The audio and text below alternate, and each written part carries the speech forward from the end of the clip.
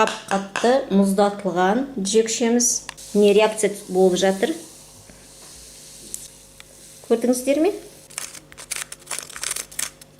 Міне салып жатырмыз. Қазір көреміз, не болады екен. Қасиетіне қайттан оралады ма, жоқ па, соны көреміз. Сәлем достар, сіздермен бірге мысық-пысық арнасы. Өткен видеомызда біз 4 слайм ашқан болатынбыз. Оларға жылтыр қостық, создық. Одан соң бір слаймға мен пенопласттың үгітіндісін қосқанмын. Және де тағы бір таңдаған бір слаймымды домалатып, пенопласт қосылған слаймды жүрек жасап, мұздатқышқа салып қойғанмын. Қазір соларды шығарамын және не болғанын көреміз. Мына слаймымызды пенопластпен араласқан мен 24 сағатқа мұздатқышқа салып қоямын. Қатырамын. Көрейік 24 сағаттың ішінде ол қандай болып шығады екен. Міне 2 слаймым мұздатқыштан және алып шықтым. Мынау шарик тәрізді қылып салып едім. Жайылып кетіп, бургердағы котлета сияқты болып қалыпты. Ештеңе етпейді деп ойлаймын. Міне қап-қатты болып жатыр. Ал мынау жүрекшеміз міне мынандай формада, өте суық, қап-қатты мұздатылған жүрекшеміз. Өзі әдемі болып көрініп тұр. Міне қазір мен алайын. Пенопласттың арқасында кедір-бұдыр болғандықтан осындай міне дыбыстар шығып жатыр.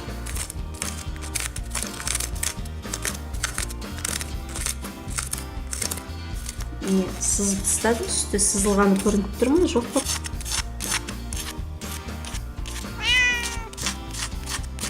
Ал енді бүгін бұлармен не істейміз? Мынаны алдымен сындырып көрейін мен. Сынам екен, жоқ па? Сынды. Жүрегіміз жарылды, бөлінді, сынды. Не үгітіліп түсіп жатыр. Мен стақан дайындап қойғанмын. Соған қазір растворитель құямын. Бір айтарым, сіздер бұны қайталамаңыздар. Бұл растворитель болғандықтан өте қауіпті. Бұл қандай растворитель? Растворитель 646 деген растворитель. Пенопласт дайындап қойғанмын. Қазір пенопластты салып көремін. Ол ериді ме, жоқ па? Ол еру керек негізі. Не реакция болып жатыр?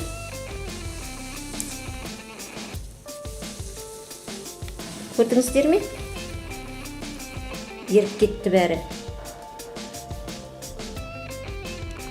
Бұлдыр-бұлдыр болып түбіне міне тұнып жатыр. Ал өзінен түк қалғаны жоқ. Бұнда пенопласттың үгітінділері бар. Бірақ бұның жартысынан көбі бұл слайм. Ал сол слайм енді қазір көреміз. Мына суда ериді ме, еримейді ме? Әрине мына пенопласттың түйіршіктері олар еру керек. Ал енді бастамай жатып лайктарыңызды көп қылып басыңыздар. Біздің арнамызбен бірге болыңыздар. Арнамыз ұнайды деген ойдамыз. Міне салып жатырмыз. Қазір көреміз, не болады екен.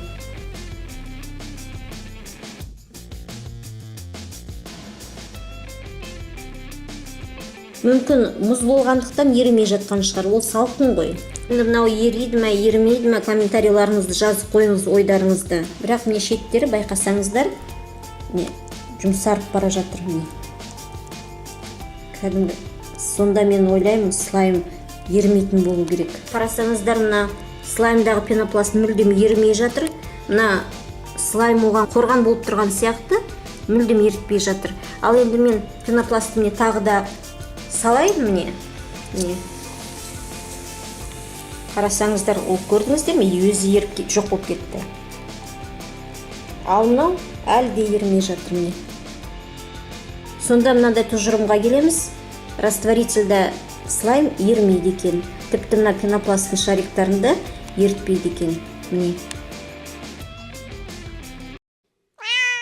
Ал енді мұздатылған мына слаймымызды қарайық. Оны мен қазір фенмен ысытамын. Өзінің бұрынғы қасиетіне қайттан оралады ма, жоқ па, соны көреміз. Тозылмалы болады ма, әлде іріп кетеді ме, көреміз қазір.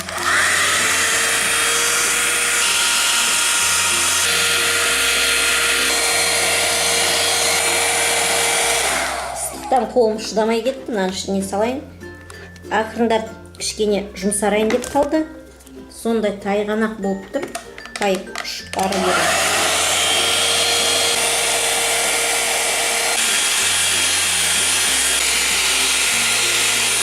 Ергенмен әлі ортасы мұз ба, білмей тұрмын. Жоқ, мұзы жоқ. Салқында, бірақ мұзы жоқ. Кеше мынау созылмалы сондай еді.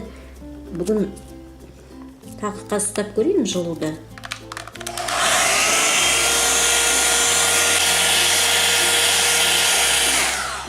Жұмсарды, бірақ кешегідей сондай созылмалы емес. Мүмкін әлі тұрса созылатын шығар. Бірақ ақырындап созылып келе жатқан сияқты. Сонда енді мынандай ойға келіп отырмын. Бұл қандай аязда тұрса, қыс кезінде холодильникте мұздатып қойсақ та, бұл сонда өзінің қасиетін жоғалтпайды екен. Әрине мұздатылып қап-қатты болып қалады, тастай болып. Бірақ өзінің бұрынғы қасиетіне қайттан келеді екен. Жұмсары созылып қалды. Созылмай ма деп ойлап едім, қап-қатты жоқ, созылып келе жатыр. Қарасаңыздар, өзінің кешегі қалпына қайттан келді деп айтуға болады. Шарик болып шыға келді. Осы сәтті эксперимент үшін лайктарыңызды енді аямаңыздар. Мына жерде жаңа феннің жылуы тиіп, мына жүрегімізде жұмсарып қалды.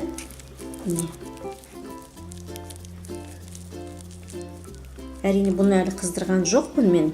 Мынау осы жерде тұр, соның өзінде мынаның иісі сондай ашты, мына тыныс жүйелеріне жаман әсер етіп отыр.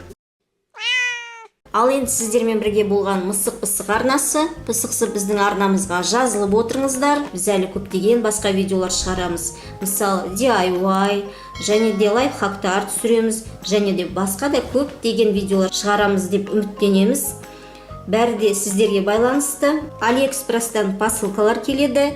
Соларды ашамыз, және де сіздерді жіберулеріңізге болады. Каналдарыңызда айтып отырамыз, қандай каналдар екенін. Және де әрдайым біздің арнамызбен бірге болыңыздар. Сіздермен бірге болған мысық-пысық арнасы. Ал енді қош сау болыңыздар.